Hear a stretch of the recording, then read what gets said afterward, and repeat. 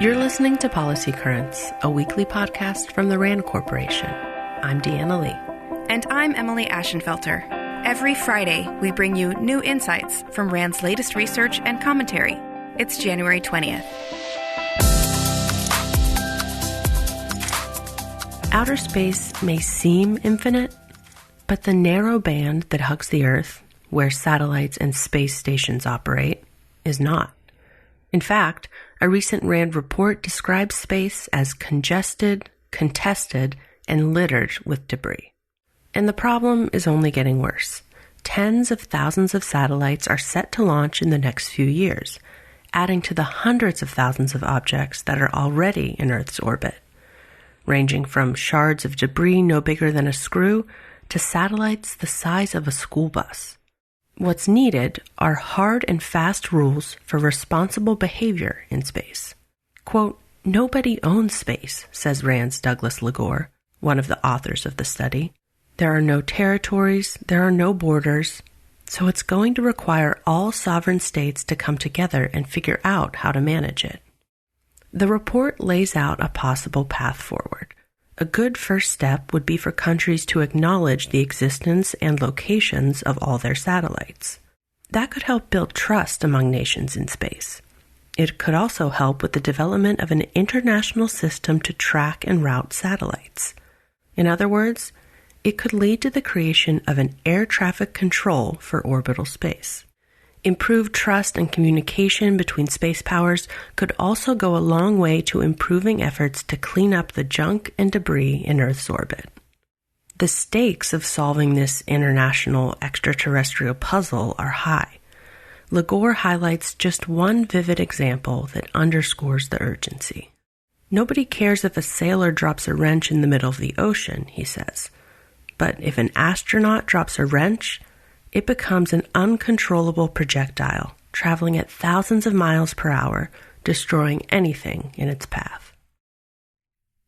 Many predict that Russia's war on Ukraine will persist. They may be right. After all, there is no end in sight as the conflict approaches the one-year mark. But RAND's Peter Wilson and William Courtney say it's possible that the war will end earlier than expected. They lay out a few scenarios. First, there could be regime change in Moscow. Russian President Vladimir Putin's poorly executed draft of several 100,000 Russians has been unpopular. Criticism of the war is growing, and there appears to be increased discontent among some Kremlin insiders. Second, the Russian military could collapse. It's well documented that Russian morale is weak and that troops and operations have been struggling on the battlefield. The picture is bleak. Troops train at dilapidated bases, fight with obsolete equipment, and lack medical supplies. There are some reports of mutiny, and during this winter, soldiers might freeze without warm clothing. Third, Ukraine could win the war outright. While Russia's struggles continue, Ukrainian morale is high. Our experts note that if the ground freezes deep and long enough, Ukraine's army might have an opportunity to conduct combined arms operations to push deeper into Russian-occupied areas. Even Crimea could be vulnerable, they say. These scenarios may be improbable, but, quote, policymakers might be prudent to consider not only possibilities of a long war, but also how it might end sooner. Last week, thousands of flights were delayed or canceled due to a Federal Aviation Administration outage. The FAA deemed the system failure to have been caused by a damaged computer file. According to RAND's Henry Willis, the incident is a reminder that the nation's critical infrastructure faces a range of threats. Everything from computer failures to Russian hackers to weather events to violent attacks. Air traffic systems are hardly the only critical infrastructure that face these threats. Disruptions of systems underlying financial transactions could halt commerce and business across sectors. Outages of the global positioning system could scuttle supply chains, transportation, and even cash withdrawals. And failure of the nation's electric grid or oil and gas pipelines could leave communities without power and heat. And to make matters worse, climate change is exacerbating the risks that national infrastructure faces from natural disasters. So what could be done now? Willis says that a first key step is better understanding the risks. A lack of collective knowledge about how risks can spread across infrastructure, economic sectors, and supply chains obscures the threat of catastrophic events. That's why collecting, analyzing, and sharing information is essential to preventing failures that can have potentially dire consequences. The nation dodged a bullet this time, Willis says. Next time, America might not be so lucky. Social media platforms are often promoted as digital town squares.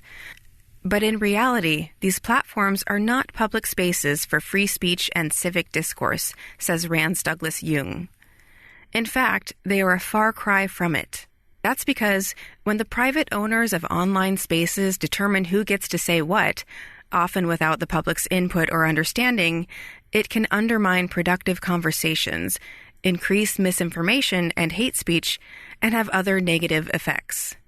Consider, for example, earlier this month, when election deniers in Brazil stormed top government buildings, echoing the January 6th insurrection at the U.S. Capitol. Leading up to the violence, far-right social media activity surged after Twitter owner Elon Musk fired most of Twitter Brazil's content moderation team, publicly questioning and even personally overseeing some of its decisions.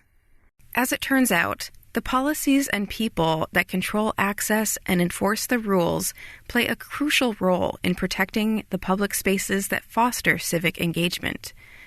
For instance, firing all the park rangers could mean that anyone can walk into a national park, but the trails would go unmaintained, trash would pile up, traffic would snarl, and the majestic landscapes that attracted everyone to begin with would suffer. And at a public space like Twitter, the effect has been similar. Removing content moderators has increased toxicity and turned Twitter into a place where fewer and fewer users care to spend their time. Jung concedes that it's extraordinarily hard to strike the right balance for access to public spaces, although the challenge is certainly greater online versus on land.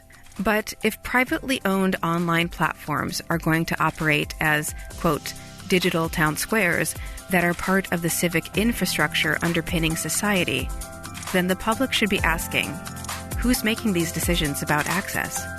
And on whose behalf? RAND is a nonprofit institution that helps improve policy and decision-making through research and analysis. For more on today's episode, check the show notes at rand.org/podcast, and we'll see you next week.